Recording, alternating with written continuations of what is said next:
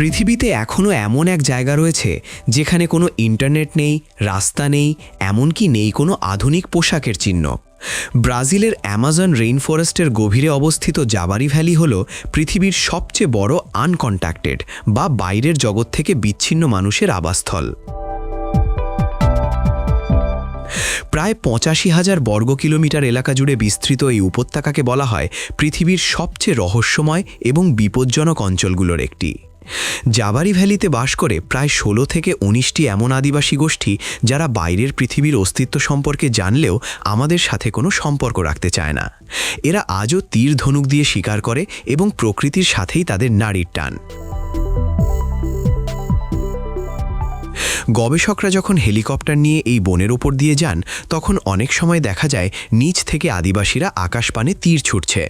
তারা নিজেদের সংস্কৃতি ও স্বাধীনতা রক্ষায় এতটাই কঠোর যে কোনো অনধিকার প্রবেশকারীকে তারা সহজে ছাড় দেয় না।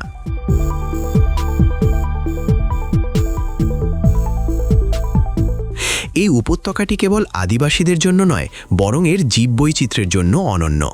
জাগুয়ার, গোলাপি ডলফিন এবং অগণিত বিরল প্রজাতির পশু পাখির স্বর্গরাজ্য এই জাভারি ভ্যালি।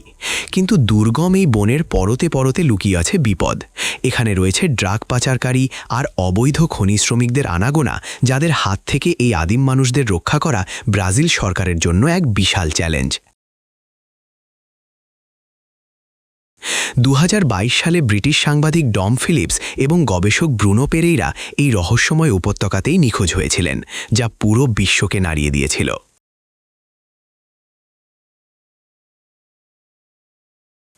জাভারি ভ্যালি আমাদের মনে করিয়ে দেয় যে কৃত্রিম বুদ্ধিমত্তা আর রকেটের এই যুগেও পৃথিবীর এক কোণে মানুষ আজও মাটির একদম কাছাকাছি থেকে বেঁচে আছে।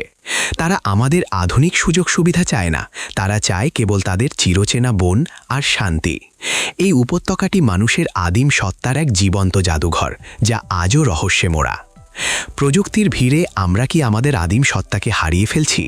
জাবারি ভ্যালির এই মানুষদের জীবনযাত্রা সম্পর্কে আপনার কি ধারণা? আপনি কি মনে করেন তাদের এই বিচ্ছিন্নতাই তাদের টিকে থাকার চাবিকাঠি? আমাদের কমেন্টে জানান এবং ভিডিওটি শেয়ার করুন আপনার সেই বন্ধুদের সাথে যারা রহস্যময় অরণ্যের গল্প শুনতে ভালোবাসেন।